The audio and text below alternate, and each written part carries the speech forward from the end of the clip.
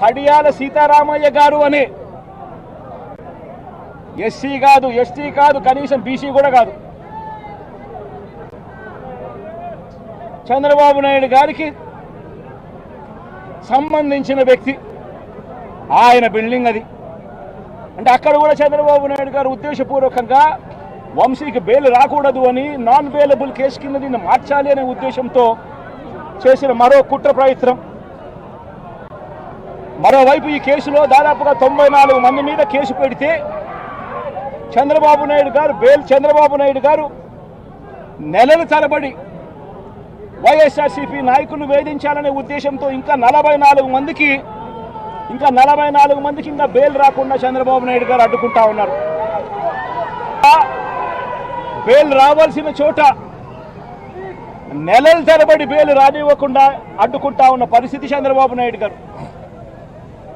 ఇదే సత్యవర్ధన్ అనే వ్యక్తి మెజిస్ట్రేట్ దగ్గరికి తాను వచ్చి జరిగిన ఘటన గురించి మెజిస్ట్రేట్ దగ్గర వాంగ్మూలం తాను ఇచ్చేస్తే మిగతా వాళ్ళందరికీ కూడా బెయిల్లు వస్తాయి అనే ఉద్దేశంతో పోలీసులు చంద్రబాబు నాయుడు గారు ఇద్దరు కూడా కుట్ర పన్ని సత్యవర్ధన్ అనే వ్యక్తిని 20 సార్లు మెజిస్ట్రేటు రమ్మని సమన్లు పంపించినప్పటికీ కూడా ప్రతిసారి దాటేసుకుంటూ రాకుండా ఎగరగొడుతూ పోయాడు. చివరికి జడ్జికు 20వ ఇన్నిసార్లు సమన్లు ఇచ్చినా కూడా ఈ మనిషి రాకపోవడం అన్యాయము అని పోలీసుల మీద గట్టిగా జడ్జి తిట్టి ఖచ్చితంగా సమన్లు ఇవ్వండి, నెక్స్ట్ టైం వచ్చేట్టుగా ఖచ్చితంగా చూసుకోండి అంటే అప్పుడు మరుసటి వాయిదాకు సత్యవర్ధన్ అనే వ్యక్తి తానంతటి తానే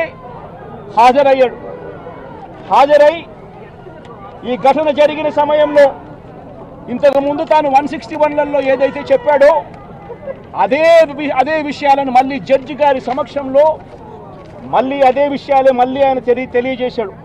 ఘటన జరిగిన సమయంలో తాను అప్పుడు లేడని, తనను ఎవరూ కులం పేరుతో దూషించలేదు అని, అసలు ఈ కేసుతో తనకు ఎలాంటి సంబంధము లేదని కోర్టుకు తాను మొరబెట్టుకున్నాడు. తాను తన తల్లి ఇద్దరు కలిసి ఆటోలో కూర్చొని కోర్టుకు వచ్చామని, తన స్టేట్మెంట్ వెనుక ఎవరి బలవంతము లేదు అని ఫిబ్రవరి 10వ తారీఖు 2025 ఫిబ్రవరి 10 2025 ఫిబ్రవరి 10న జడ్జి గారి ముందర స్టేట్మెంట్ తాను ఇచ్చాడు. ఫిబ్రవరి 10, 2025 జడ్జి గారి సమక్షంలో తాను ఈ విధంగా స్టేట్మెంట్ ఇచ్చేసరికి చంద్రబాబు నాయుడు గారికి, లోకేష్కు, వీరిద్దరికీ కూడా మనశ్శాంతి కరువైపోయింది. వంశీని అరెస్ట్ చేయలేకపోతా ఉన్నాము అనే దుర్బుద్ధి వీళ్ళల్లో ఎక్కువ కాలం మొదలుపెట్టింది. వీళ్ళంతా కలిసి పోలీసులతో మళ్ళీ కుట్రబన్నారు. కుట్రబన్ని వీళ్ళు మరుసటి రోజు అంటే ఫిబ్రవరి 11వ తారీఖున వీళ్ళు విజయవాడ పటమట పోలీస్ స్టేషన్లో సత్యవర్ధన్ మీద వీళ్ళు ఒక ఎఫ్ఐఆర్ రిజిస్టర్ చేశారు. ఫిబ్రవరి 11వ తారీఖున